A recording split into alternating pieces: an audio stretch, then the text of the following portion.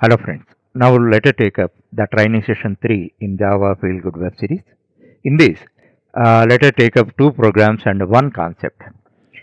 The first program in this is JFG 2, preparation and printing of simple biodata.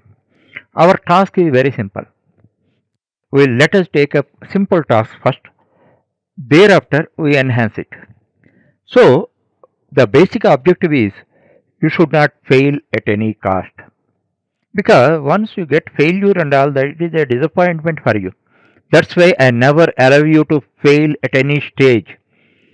If you are able to do something in a smaller way, ultimately you can do it in bigger. Our strategy is very simple. You take the example of a ladder. Here you climb simple steps only. Ultimately you reach higher levels. This is the way. So whatever program you perform, that is initially it is simple, but you never fail and get the result. It multiplies your interest towards programming. Ultimately, with a small or big, we learn something. Thereafter, we go on enhancing our knowledge. Ultimately, bigger task we perform. That is a strategy. In this simple biodata I am giving, you know that if you take any biodata, minimum 10 items are there, 10 plus items are there. But in this biodata, we are taking 3 items. Then you never fail. Thereafter, you can enhance it.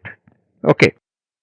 And the second one is the concept escape sequences. I am going to explain you two escape sequences.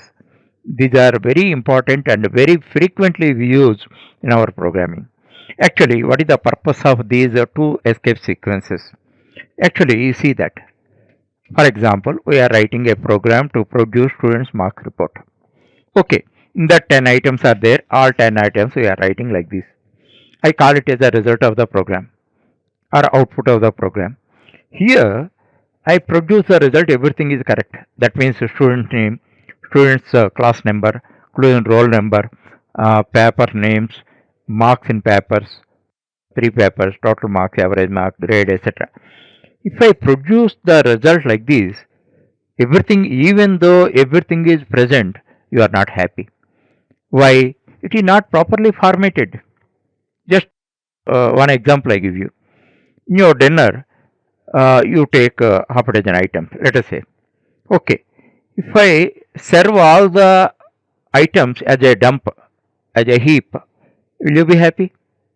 One thing you think, ultimately you are eating all the 6 items, but if I dump as a heap, you never be happy.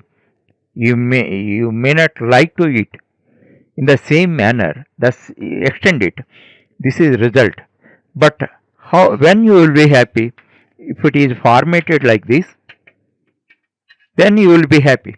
Understand? That's why for the sake of differentiation, I call it as result. This is formatted output.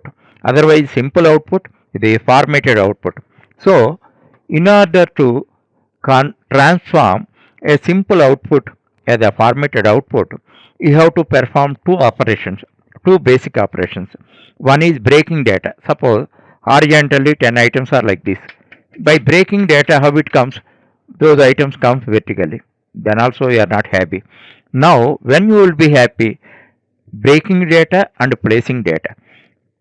If you perform two basic operations, it will be transformed. A simple output is transformed as formatted output. For this, the two elements we use. This is called new line sequence for breaking data. This is called horizontal tab for placing data. If you use them, then you transform this one into this formatted output. These two elements should be used in SOP statements only, that is system.out.println statement, that is the output statement. Then only you can get it. Here one thing you remember, this is not slash backslash. Generally the students are confused. Slash and backslash. This is backslash. This is slash. Sorry, this is slash. So that's why you find the difference and use them. Then whatever format output formation you require, you can get it. Okay, and the program 3, JFG 3, preparation and printing of simple cash bill. Here also Simple cash bill. Actually, whenever you purchase something, a cash bill is issued by any shop owner. Then, actually, in each row, four items you can find: item name, numbers, rate per unit, and amount. But in this simple cash bill, for the sake of your convenience, I am providing only three items: item name, numbers, and rate per unit. That's it. Thereafter, next training session, you write a complete buy data and a complete cash bill also. Not an issue. As I told you already, you should not fail at any stage.